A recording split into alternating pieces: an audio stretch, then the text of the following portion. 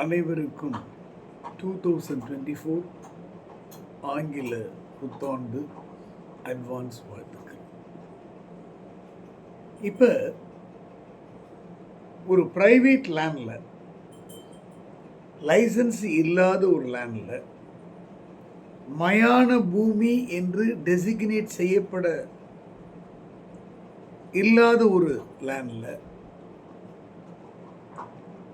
யார் இருந்தாலும், நம்ம இறந்தாலும் டெட் பாடி தான். ஒரு இறந்தவருடைய மார்டல் ரிமைன்ஸு பூத உடலை புதைக்க முடியுமா, எரிக்க முடியுமா அப்படின்னு பார்த்தீங்கன்னா, Tamil Nadu village panchayat burial grounds and burning places rules 1999 பிரகாரம் பண்ண முடியாது.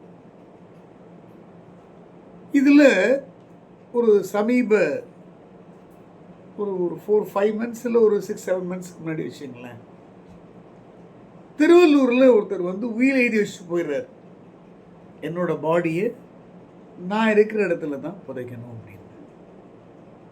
ஸோ அவங்களும் அந்த மாதிரி போச்சிடுறாங்க. லாட் ஆஃப் அப்ஜெக்ஷன்ஸ் எல்லாம் வருது. போலீஸ் எல்லாம் வந்து சமாதானப்படுத்தி பார்க்குறாங்க, அவங்க போச்சிடுறாங்க. ஏன் பட்டா லேண்டு, நான் என்ன வேணாலும் பண்ணுவேன், யாருக்கு ஈக்கிறதுன்னு போச்சிடுறாங்க. அதில் அந்த ஏரியாவில் உள்ள ஒருத்தர் கலெக்டருக்கு ரெப்ரசன்டேஷன் கொடுத்து எந்த நடவடிக்கையும் இல்லைன்னு ஹைகோர்ட்டுக்கு வரார். ஹைகோர்ட்டில் ரெட் பெட்டிஷன் ஹானரபிள் சிங்கிள் நீதியரசர், சிங்கிள் பெஞ்ச், தனி நீதிபதி முழு பெஞ்சுக்கு ரெஃபர் பண்றார்.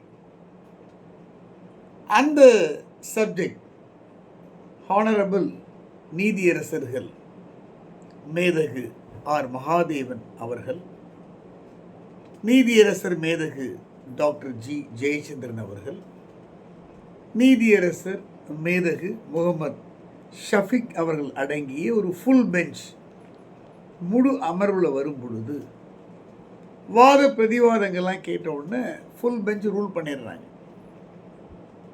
மயான பூமி அப்படின்னு அறிவித்திருக்கணும், அந்த இடத்துல தான் பாடியை புதைக்க முடியும், எரிக்க முடியும். இப்போ கிறிஸ்டியன்ஸ் முஸ்லீம்ஸ் எல்லாம் ப்ரைவேட் லேண்டை பர்ச்சேஸ் பண்ணுவாங்க, பட் அவங்க மயான பூமியை அறிவிக்கணும்னு லோக்கல் பாடி, உள்ளாட்சித்துறைக்கு அந்தந்த ஏரியாவை பொறுத்து, கார்பரேஷனோ முனிசிபாலிட்டியோ டவுன் பஞ்சாயத்தோ வில்லேஜ் பஞ்சாயத்தோ அவங்க அங்கே அப்ளிகேஷன் கொடுத்து லைசன்ஸ் வாங்கணும். இப்போ மயான பூமியாக அறிவிக்கப்படாத இடத்துல ஒரு பாடியை புதைக்கணும் அப்படிங்கிறது கான்ட்ராவென்ட்.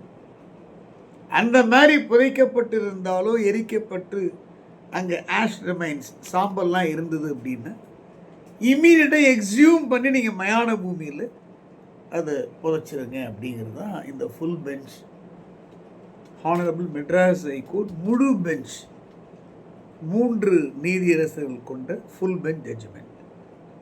இந்த ஜட்ஜ்மெண்ட் எய்த்து வந்து இது வரைக்கும் தமிழக அரசு சுப்ரீம் கோர்ட்டில் மேல்முறையீடு செய்யலை. அப்படி தான் இருக்குது. இன்ஸ்டில் it is in force. Village panchayat burial places and burning grounds, burial grounds and burning places rules 1999 ஃபோர்ஸில் இருக்குது. ஃபுல் பெஞ்ச் ஜட்ஜ்மெண்ட்டும் ஃபோர்ஸில் இருக்குது. இப்படி இருக்கின்ற நிலையில் பிரேமலதா விஜயகாந்த் கார்பரேஷனுக்கு ஒரு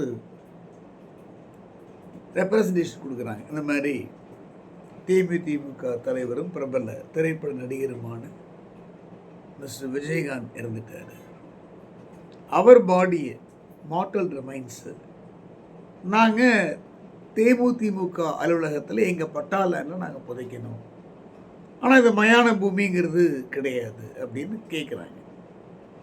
நிபந்தனைகளோடு சென்னை கார்பரேஷன் அனுமதி அளிக்குது.